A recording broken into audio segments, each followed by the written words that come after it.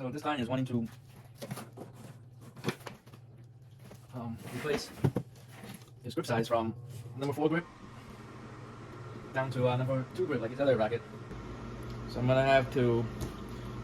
I've gone ahead and removed his replacement grip wrap already. I'm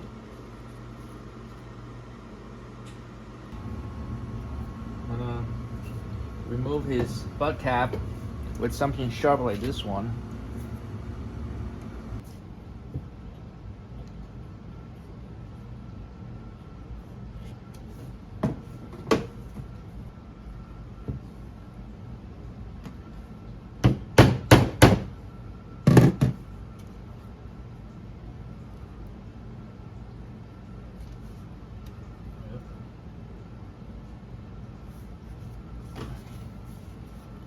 Hammer sure helps.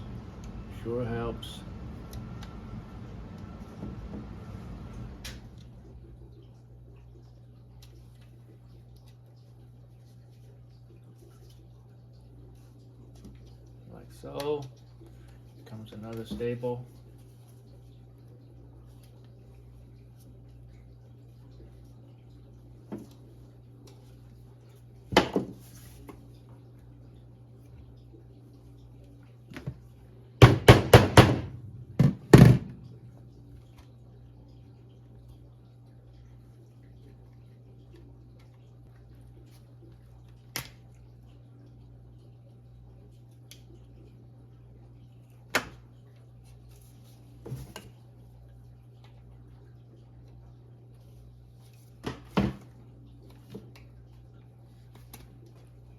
Four staples.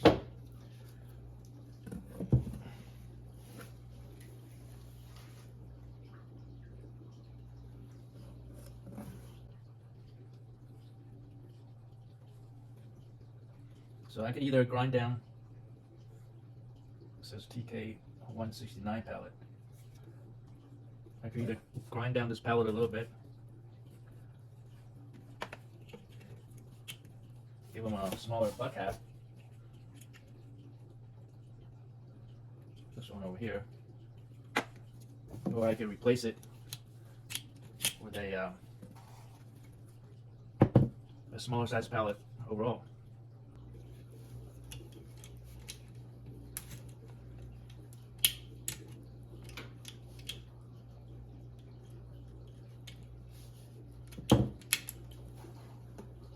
Okay, so with this size, I'm gonna just try and grind it down. And instead of using staples, I'm going to use epoxy. I'll go ahead and grind this down for him. Because as you can see, the pallet, how do you call it? No, the hairpin inside is going to be standard. The only thing that determines the grip size is by the wall thickness of these pallets. So all I have to do is sand them down, or actually in this case I'm shaving it with my wood shaver. I'm gonna shave it down in a controlled fashion.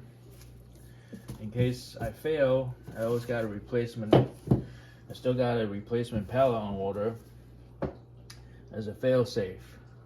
You know, it has number 3 on here, so good. So all I have to do is shave his pallet down a little bit for him to be able to fit this number 3 butt cap. And if that fails, I'll have to replace this pallet altogether, and I can always get it on order. So the trick of doing this is to shave it the exact same amount all around. Okay.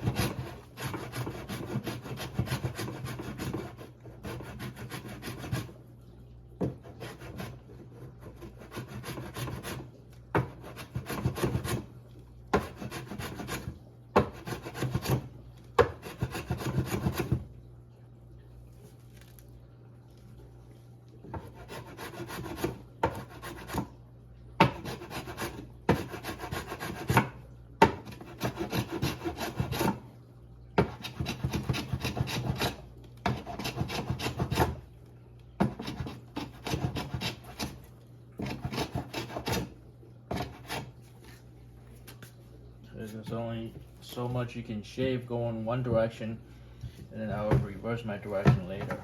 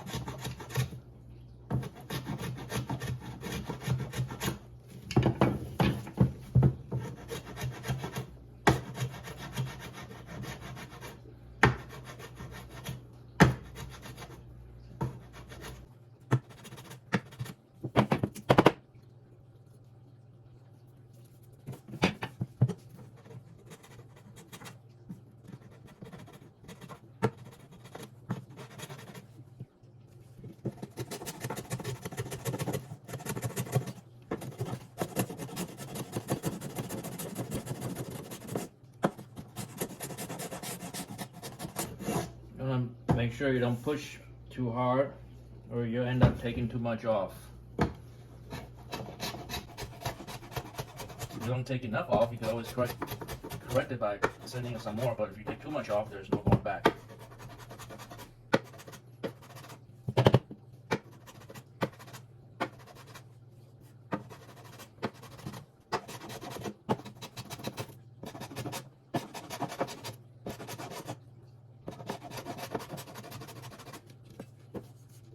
There's portions up here that won't come off, but I will not try to force it because chances are that portion up there was lower to begin with, so there's no point in sweating it.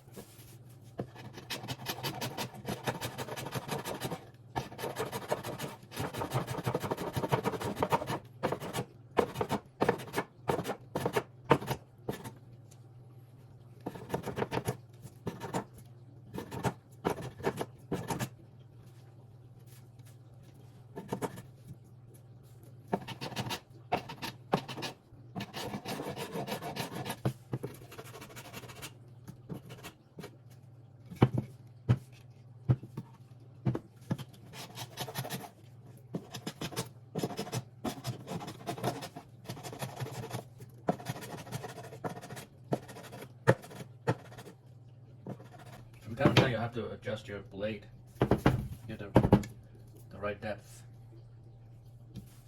I've had to adjust that before.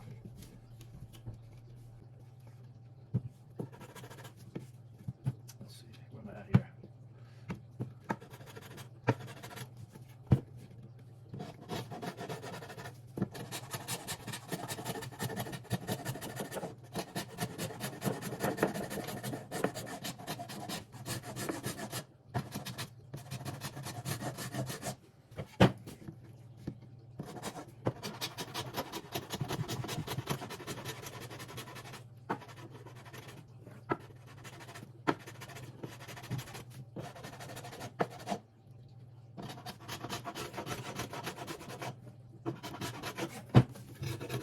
Okay, now we'll go ahead, we'll send it the other direction.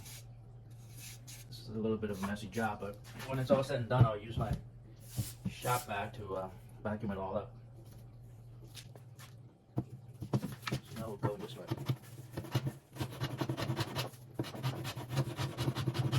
This is the end that's going to go into the butt cap, so you want to make sure that you don't shave too much off, otherwise the butt cap's going to fit too loosely.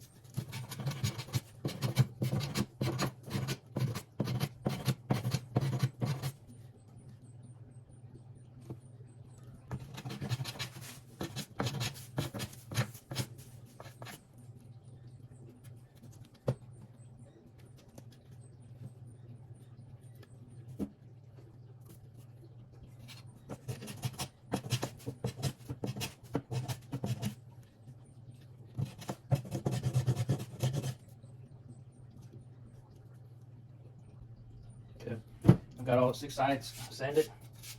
Let's do a trial fit.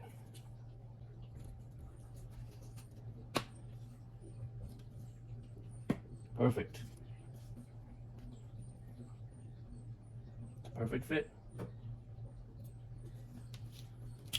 Now if I were to use his original butt cap, which I could, it would still fit a little bit loose. I would have to use the epoxy. However, I think the proper thing to do would be to use the correct size butt cap, which is the number 3 butt cap.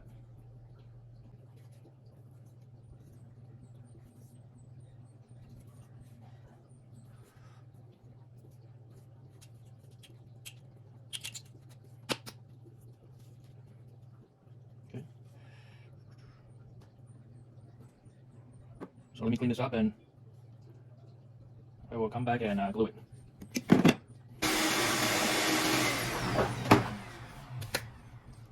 So I use this JB Weld quick bond. I've used it on my other rackets to be very successful.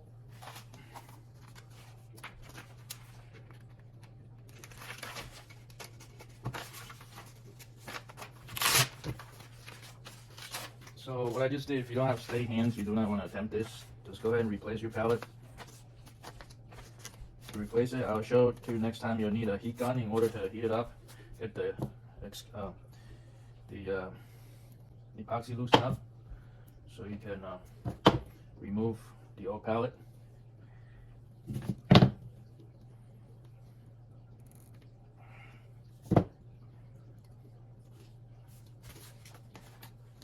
So what I have over here is some bonding agent or activator, whatever you call it. And this black stuff is the actual adhesive that will cure the proper hardness with the help of the bonding agent. So we'll go ahead and mix the two up. You do not need a lot. As you can see, on the back of the butt cap has only limited surface area to cover. And this will cure, so this cure very quickly, so you want to work very quickly before everything dries up. So that's all mixed up. Okay, looks like the inside of the butt cap is not in a slender shape like this. It's actually straight shaped. If I was the contour of the pallet, it's straight on all sides. So I just have to apply the adhesive on all sides of the ends of the pallet for it to be effective. So let's go. Let's put some on all sides. Add some more if it's not enough. Yeah, you don't want to add too much to a point that it overflows the butt cap when you put it on. That wouldn't be good. So I'm just using like a spatula to smooth it out a little bit, removing the excess areas and trying to make all sides even out. And you'll feel that the stuff is getting thickened out rather quickly. And that's an indication that you want to get the butt cap on. See, I could have come up even a bit higher. So let me do that. Get the rest of this thing on there. Just come up just a little bit higher so all surfaces will be properly covered under the butt cap.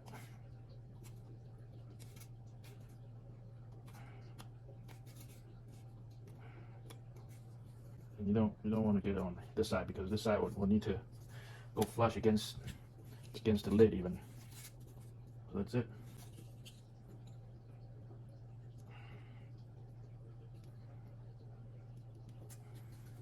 What I could have done was I could have pried open the lip of that opening before I pushed it in, but it's okay.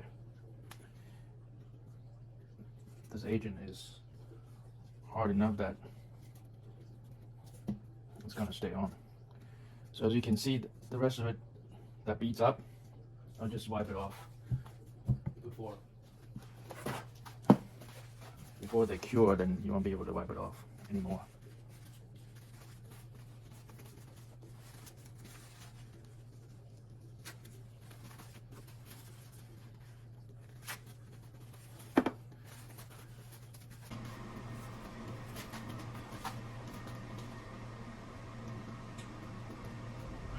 Okay, what I just did was I pushed it in some more against my floor mat, so everything's fully seated. So I'm just gonna give it a half an hour for the epoxy to harden. Once that hardens, I will reinstall his grips. Okay, now that we've given it sufficient time for the screw to cure, it's hardened, it's hard to the touch, but cap is not coming off. We're going to put his replacement grip back on, but before that, let me go and get an overgrip. Okay, here we go.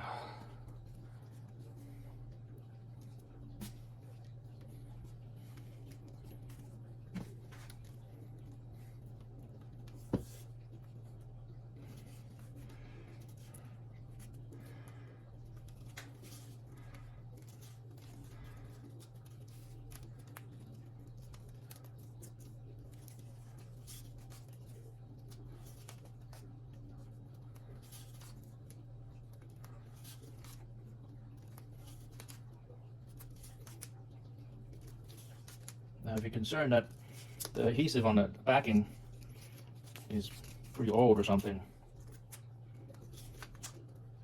you could always wrap a layer of plastic, how do you call those?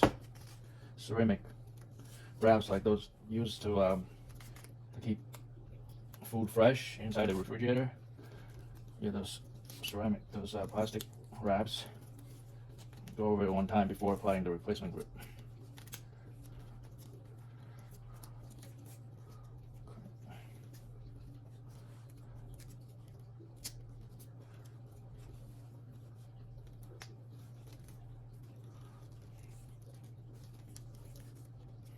His tape is pretty old, so I'm actually gonna just use new tape. This specific one is used for tennis. I don't have that. I'm just gonna use electrical tape that feels thinner than what he has on here, which is totally fine. I'll just go over it with a couple more layers to make up for the difference in thickness and strength.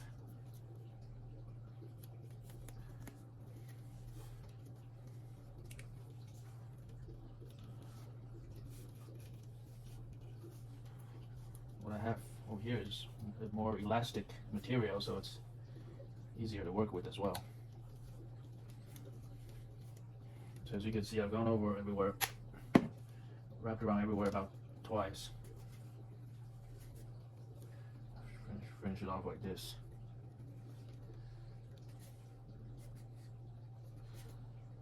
And I'm gonna go over it with his with the brand new overgrip. So yeah, this definitely feels smaller than what he had before. This overgrip is heavier than the Wilson Pro overgrip by a couple grams. So they are 7 grams instead of 2 grams.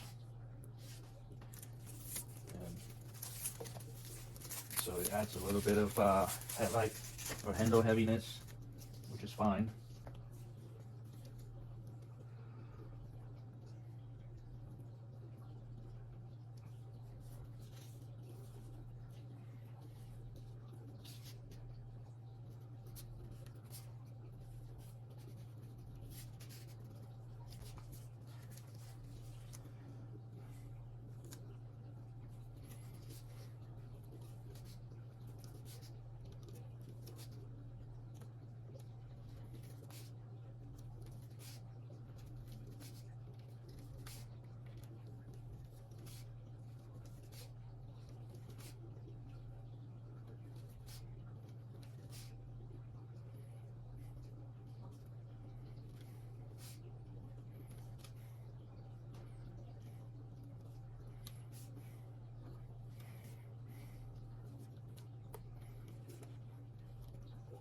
If there's any knock on these over grips is that they don't give you enough length. They seem to run short. However, durability wise and performance wise, it's more than adequate. It's my go-to over grip. I get them on Amazon. It's cheap. So as you can see, there's a little bit of the replacement grip exposed, but once I put the final tape on it, everything should be covered up. And actually, I have one of those rubber bands that I could give them too, that'll cover up this recessed portion up top. I don't know if this racket originally came like this or what.